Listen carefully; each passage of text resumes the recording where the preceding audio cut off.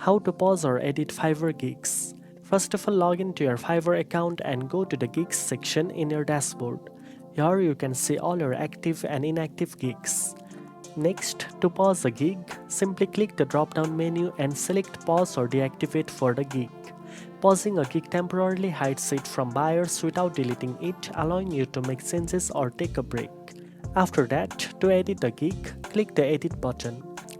You can update the gig title, description, pricing, images and video to make it more appealing to potential buyers.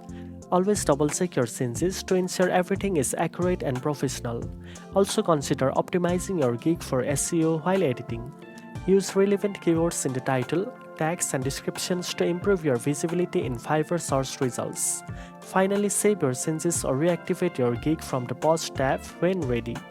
Now you know how to pause or edit Fiverr gigs. If you found this video helpful, don't forget to like, share and subscribe for more freelancing tips. Thanks for watching and I'll see you in the next one.